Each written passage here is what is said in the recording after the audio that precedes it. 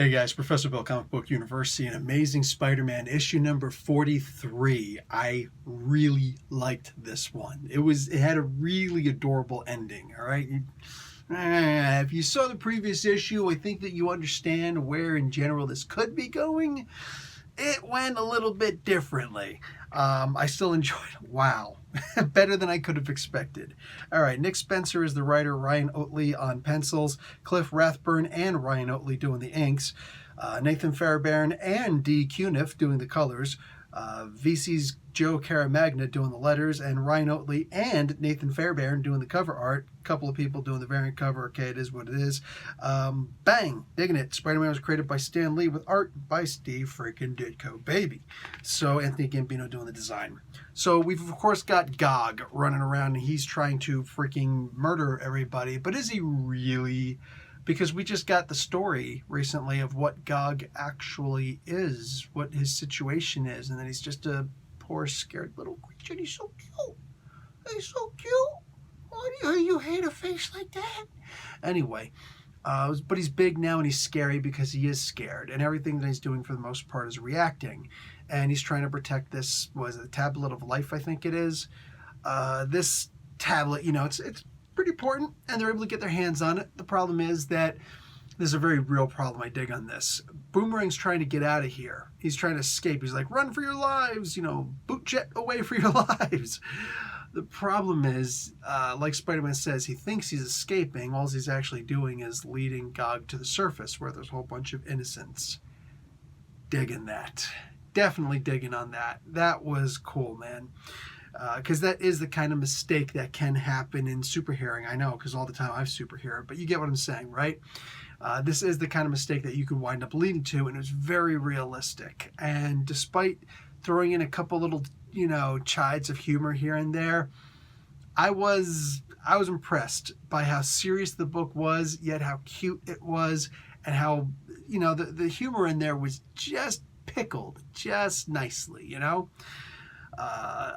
This is part 3 of the story, the True Companion story.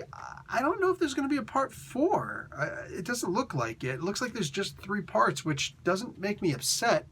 Next up, we're going to have the Sin Eater joining in. So the Sin's Rising prelude. Okay, this is actually a really good deal. I'm not going to give you the spoiler that happens at the end of this comic book. It's not even much of a spoiler because we don't exactly know what's happening. We have just a guess in general of what's happening, but looks like the Sin Eater or Purple Man. But no, it looks like the Sin Eater shows up. And if you're not familiar with the Sin Eater, I can show you the final, I can show you what the next cover is going to look like without actually showing you what happens on the final page. So boom, that's the Sin Eater. Sin Eater is actually a very important character in Spider-Man's history, especially if you're going to consider Venom and his ex-wife, Anne Wang. And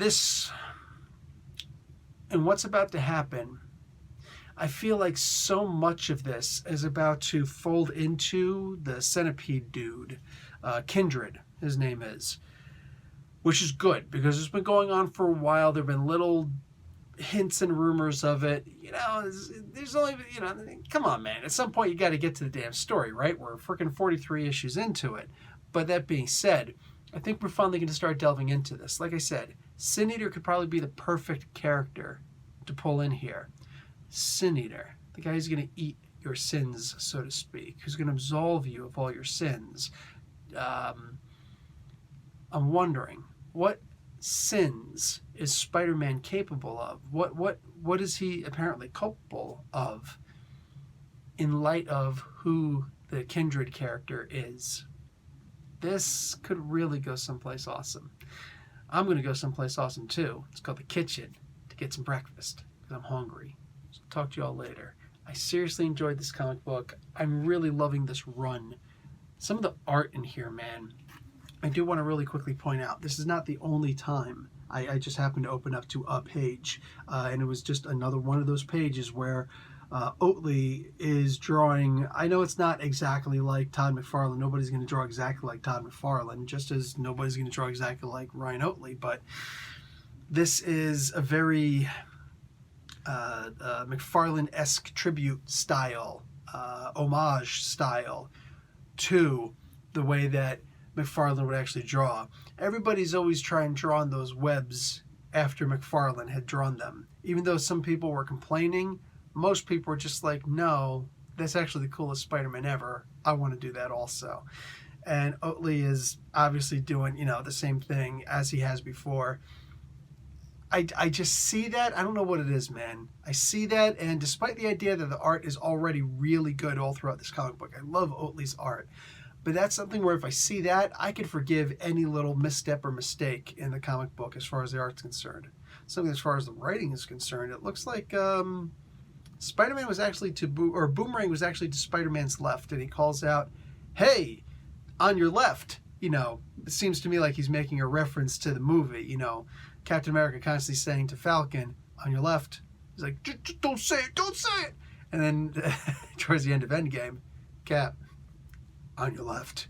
Oh man, better start breaking up over that moment, right? It was a great moment. Here is kind of a joke made about it, and I'm sure that was done on purpose.